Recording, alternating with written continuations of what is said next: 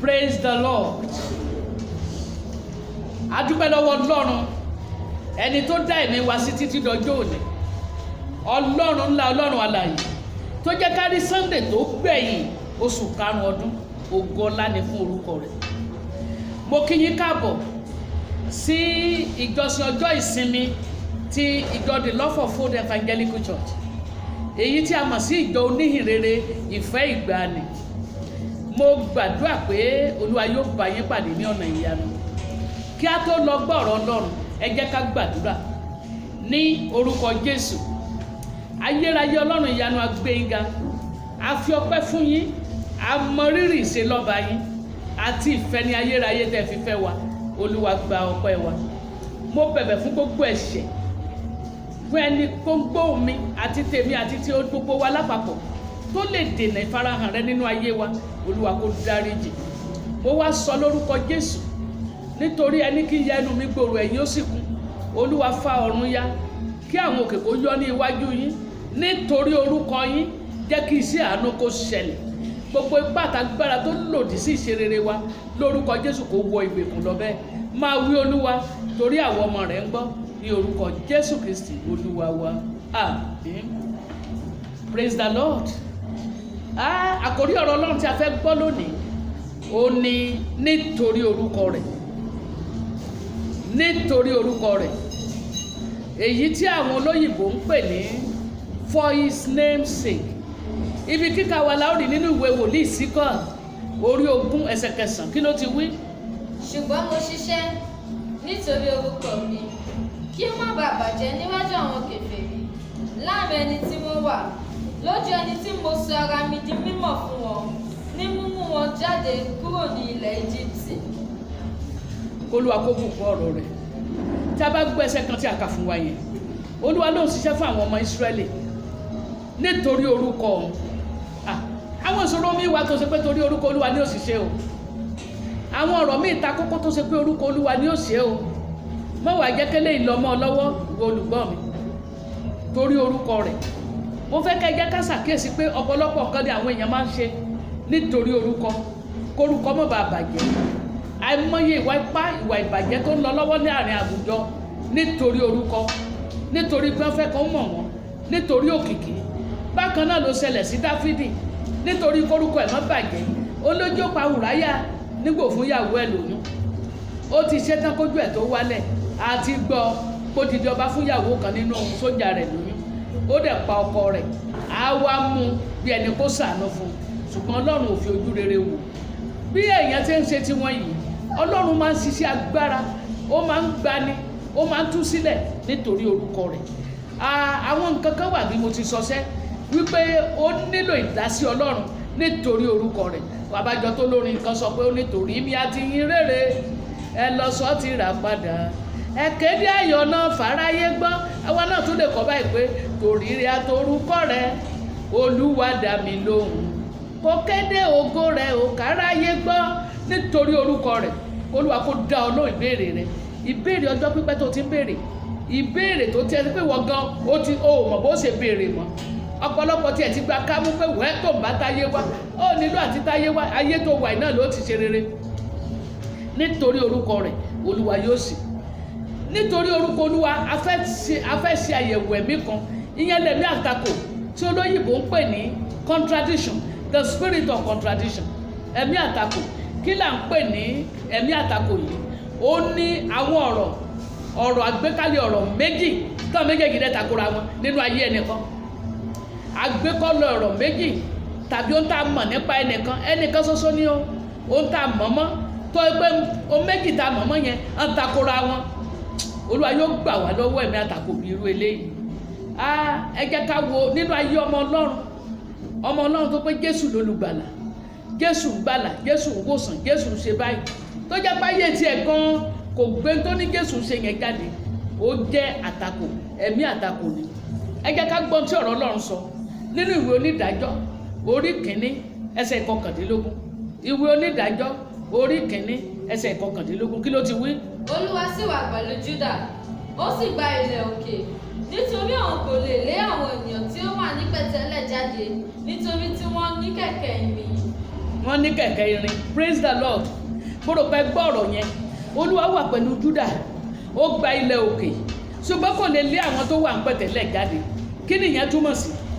Ṣé ìyẹn wá ń sọ fún wa wípé Olúwa tó wà pẹ̀lú rẹ̀ kò lágbára àti lé àwọn tó wà ń pẹ̀tẹ́lẹ̀? Ẹ̀mí àtakò ní jẹ́ bẹ́ẹ̀. Olúwa yóò tú èmi àtẹ̀yìn sílẹ̀ kúrò nínú rẹ̀ lénìí. Ẹ jẹ́ kí n wo àpẹẹrẹ fún wa. Àpẹẹrẹ ó ní ìdílé Júdà tí mo ti sọ yẹn.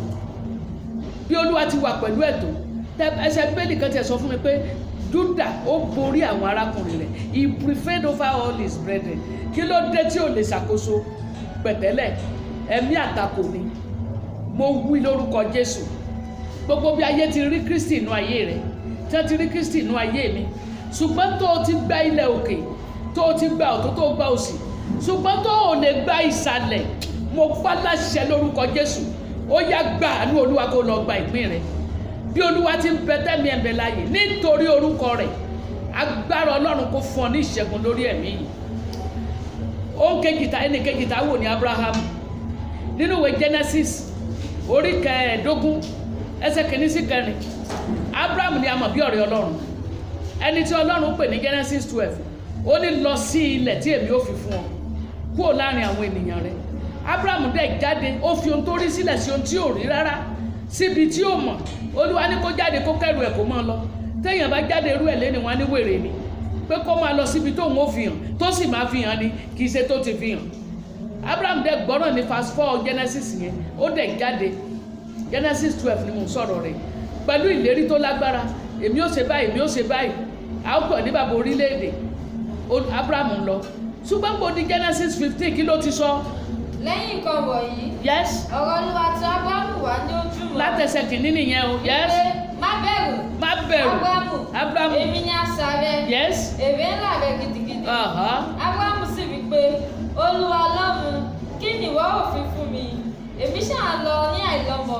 Eléṣẹ́rì ti Damasku yìí sì ní ẹni tí ó ní ilé mi. Dádúró bẹ́ẹ̀ yẹn. Ẹ wo ohun tó ṣẹlẹ̀ bẹ́ẹ̀ yẹn. Olúwa ló kọ sí Abraham lójú ràn. Ó ní má bẹ̀rù. Èmi ni asà rẹ àti èrè ńlá rẹ gidigidi. Ẹ jọ̀ọ́, irú ìlérí wo ló tún jù yẹn lọ tí ọmọ Ọlọ́run lè gbà lọ́dọ̀ Ọlọ́run? Ṣùgbọ́n ìwọ náà ní panu rẹ mọ́. Àkókò sọ̀rọ̀ sókè ló wà yìí. Nípa tara àti tẹ̀mí, wàá sọ̀rọ̀ sókè. So gbọ́n tí mo ń sọ, wàá sọ̀rọ̀ sókè. Ó sọ̀rọ̀ sókè fún Ọlọ́run. Ó ní ti ṣe ọwọ́ mi ẹ pàṣẹ fún mi. Abraham náà sọ̀rọ̀ sókè. Ohun tó sọ ní èyí, Olúwa. Bàbá mo mọ̀ pé wà pẹ̀lú mi, kò sọ bẹ́ẹ̀. Ṣùgbọ́n èmi ni ẹ ò fi irú ọmọ fún. Àwọn olùtú Bíbélì, àwọn míì á sì tú. Wọ́n á nítorí tó sọ yẹn, ná mẹ́sẹ̀ lọ sinrú ní 400 ọdún ní ilẹ̀ Íjíbítì. Ìyẹn kọ́ ni èmi ń sọ̀rọ̀ pa ẹ̀. Èmi ń sọ̀rọ̀ wípé ẹ̀mí àtakò nínú ayé onígbàgbọ́, ẹ̀mí àtakò nínú ayé ọmọ Ọlọ́run, ẹ̀mí àtakò nínú ayé ẹnikẹ́ni. Èmi ló fi irú ọmọ fún. Tí ẹrú tí wọ́n bí sílé mi, olórí ẹrú Eliasari, sọ ni ó jẹ àrólé mi. Ohun tó tẹ̀lé tó bá kà lolúwa fi ìlérí fún pé yóò bímọ. Kì í ṣe ẹrú rẹ̀ ni ó jẹ àrólé ẹ̀. Tó bá dẹ̀ rí plan lópin rẹ̀, ẹrú kọ́ ló jẹ àrólé ẹ̀. Lórúkọ Jésù ti Násárẹ́tì, ọmọ ọlọ́mọ ò ní jẹ iṣẹ́ rẹ̀. Ìpín rẹ fún ilé rẹ ni. Irú láti ara rẹ tí yóò jèrè làálàá rẹ. Àkọ́ṣe iṣẹ́ rẹ, ìpilẹ̀ṣẹ̀ agbára rẹ yóò farahàn lórúkọ Jésù nítorí orúkọ rẹ̀. Praise the Lord. Ẹ jẹ́ ká wo ayé ẹlòmí. Námánì, mo kọjá lọ kó lọ́dọ̀ àwọn ọmọ Ísírẹ́lì, mo lọ sí ilé àjèjì mìíràn. Námánì nínú ìwé 2 Kings chapter 5 verse 1. Námánì olórí ogun Syria ni. A kọ́ nípa ọkùnrin yìí pé jagunjagun ni. Jagunjagun ni. Kò ní ìjákulẹ̀ rí lójú ogun. Nípasẹ̀ rẹ̀ Ọlọ́run ti fi ìṣẹ́gun fún orílẹ̀-èdè rẹ̀. Ṣùgbọ́n ó yá kí ló ti wí?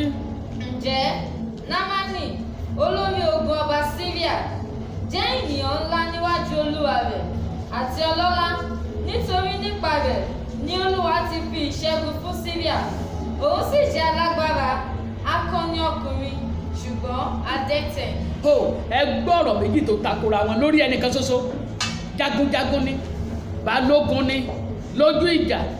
iwájú ní fi gbógun òun ìkọ ẹ̀yìn sógun bẹ́ẹ̀ ló dẹ̀ ń gba ìṣẹ́gun ṣùgbọ́n adẹ́tẹ̀ ni gbọ́ gbogbo tí ayé ti mọ̀ ọ́ fún tí ayé mọ èmi gan fún tó jẹ́ ṣùgbọ́n nínú ayé wa bí olúwa ti bẹ tí ẹ̀mí rẹ̀ ń bẹ láàyè nítorí orúkọ rẹ̀ lónìí kó pòórá sọ̀rọ̀ lónìí kó parẹ́ bẹ́ẹ̀ mi ò dá lábàá mo pa láṣẹ lórúkọ Jésù mo ní kó parẹ́ bẹ́ẹ̀ ẹni tí wọ́n tún fún alápẹ̀rẹ nínú májẹ̀mú tuntun ó ní Sekaraya àti ìyàwó rẹ̀ Elizabeth àwọn méjèèjì kì í ṣe incompatible marriage kì í ṣe pé bóyá wọn ò bára wọn ìdílé Léfì làwọn méjèèjì ti jáde ó dàbí royal wedding lọ́rọ̀ wọn the fine royal wedding lọ́rọ̀ wọn ọmọọba ló fọmọ ọba ọmọọba ọ̀run ló fọmọ ọba ọ̀run kì í wá ṣèyẹn nìkan nínú ìwé Lúùkù orí kìíní ẹsẹ̀ 5 sí 7 ẹjẹ́ agbọ́n tí a kà nípa tọkọtaya yìí kí ló ti wí. nígbà ọjọ́ Hẹ́rọ́dù ọba Jùdíà àlùfáà kan wà ní ipa ti Ábíà orúkọ rẹ̀ á máa jẹ́ Sakaraya aya rẹ̀ sì ṣe ọ̀kan nínú àwọn ọmọbìnrin Árónì orúkọ rẹ̀ á sì máa jẹ́ Èlísábẹ́tì àwọn méjèèjì sì ṣe olódodo níwájú Ọlọ́run. ṣẹ́gbọ́n wọ́n jẹ́ olódodo níwájú Ọlọ́run yes. wọ́n rìn ní gbogbo òfin ohun ìlànà Olúwa ní àìlẹ́gàn ṣùgbọ́n wọn kò ní ọmọ nítorí tí Èlísábẹ́tì yàgàn àwọn méjèèjì sì di arúgbó.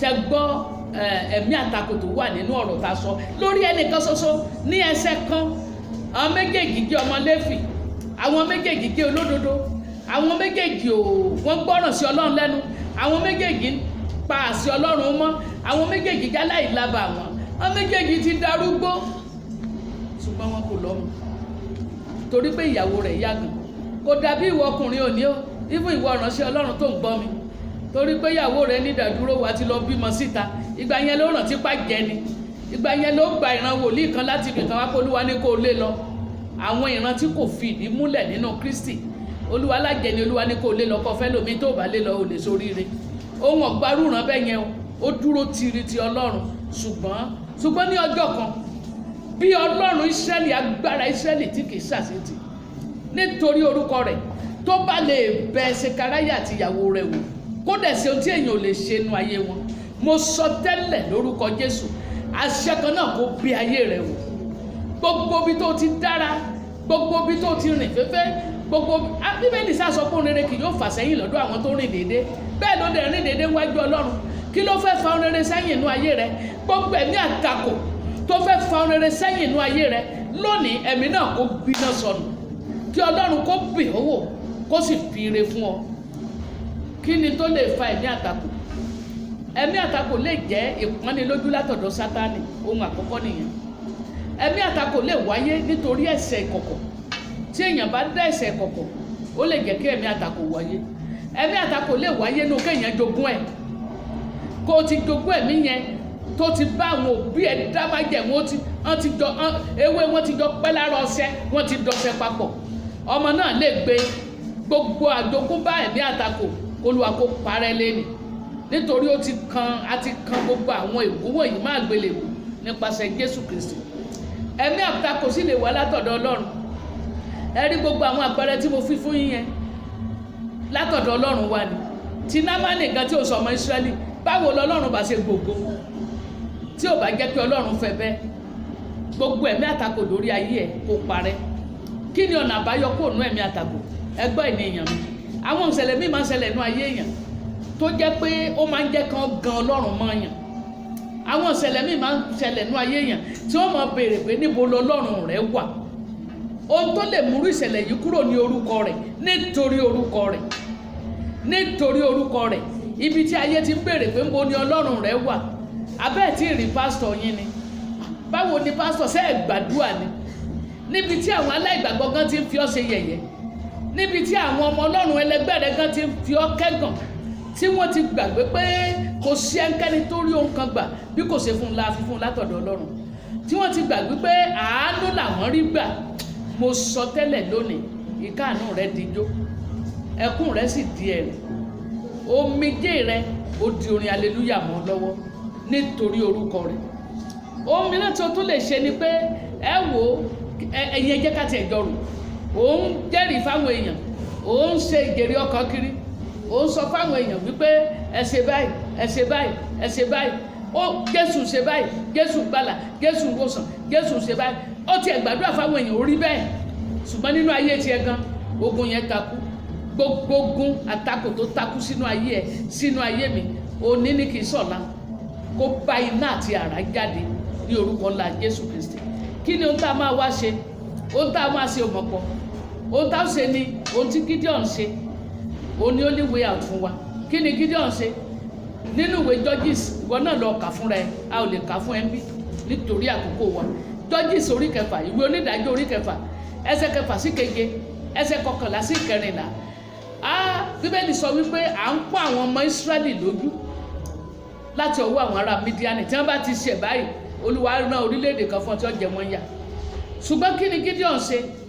Ó sá sí abẹ́ igi wákù ní kọ̀kọ̀ kan má bàa rí. Ó sá pamọ́ ni, ó ń ṣe ìfúntí ọkọ̀ oko rẹ̀. Áńgẹ́lì Olúwa yọ sí, ó ní Olúwa wà pẹ̀lú rẹ. Gideon wá béèrè pé Olúwa wà pẹ̀lú wa kẹ̀? Tolúwa wà pẹ̀lú wa, níbo ni gbogbo ire tí a ti gbọ́ nípa rẹ̀ wà? Níbo ni gbogbo iṣẹ́ ìyanu tá a ti sọ nípa rẹ̀ wà? Èṣe tí ìyà fi ń jẹ wá báyìí tí Ọlọ́run kò gbà wá? Tí wọn náà bá kà wá rí pé bí Ọlọ́run ti pe Gídíónì nìyẹn, ó ní dìde nínú ipá rẹ yìí kó lọ gba Ísírẹ́lì. Ṣé wọn náà lè bá Ọlọ́run sọ̀rọ̀? Àkọ́kọ́ sọ̀rọ̀ sókè rẹ̀, nínú ẹ̀mí kò gbọ́dọ̀ sọ̀rọ̀ sókè. Yorùbá láì lè sọ̀rọ̀ ní ṣáájú orí burúkú. Kó o mọ̀ wò ó, a ó nu omijé gbogbo nù kúrò lójú wa, kì í ṣe ẹkún orí burúkú, kì í ṣe ẹkún àìlóye, kì í ṣe ẹkún àìnígbàgbọ́. Má jẹ́ Sátánì ò jẹ̀bi ẹ. A ní ṣe bí o kà nú Bíbélì rẹ pé kó kọjú ìjà sí mi títí dé ẹ̀jẹ̀, èmi ó sì sá fún ọ. So kọjú ìjà sí mi ni, o ti ẹ̀jẹ̀ gan jáde lára ẹ, o kọjú ìjà sí mi. Ìdí nìyẹn tí mi ò fi lè sá. Nítorí orúkọ Olúwa, ìwọ náà yóò ké pe Olúwa.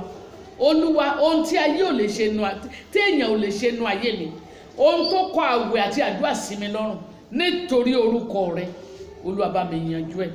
Mo wá ohun kan tó ṣe nìyí, wá sọ́dọ̀ Jésù, tọ̀ Jésù wá. Jésù nìkan ló lè bọ́ ṣe, ó ní kó ké pe o, ó nìkan ṣoṣo lọ́ba tó lè gbà wá. Mo wá wí lórúkọ Jésù ti Násárẹ́tì, gbogbo ìwọ tó ń gbọ́ ọ̀rọ̀ yìí tí ọkàn rẹ sì rọ̀ mọ́, bí Olúwa ti ń bẹ tẹ́mi ẹ̀ ń bẹ láàyè, gbogbo ogun àtakò nú ayé rẹ ó gbiná sọnù. Lórúkọ Jésù ni mo pa láṣẹ, nítorí orúkọ rẹ̀, Olúwa ṣẹ́ ogun yìí nínú ayé rẹ̀. Wà á ní ẹ̀rí ńlá, pápá jùlọ ìwọ tó ń wojú Olúwa fọ́mọ. Mi ò dá lábàá, mo pa láṣẹ lórúkọ Jésù ni. Gẹ́gẹ́ bí ìgbà ọjọ́, ènìyàn bí èmi ni Èlísà, ìránṣẹ́ Ọlọ́run bí tèmi ni, ó gbé ọmọ rẹ̀ dání. Bí Olúwa ti ń bẹ nítorí orúkọ rẹ̀, àánú yóò ṣí ilẹ̀kùn tó tì fún ẹ. Wà á rí ire Olúwa nílẹ̀ alààyè. Bẹ́ẹ̀ ni kó rí. See you next Sunday.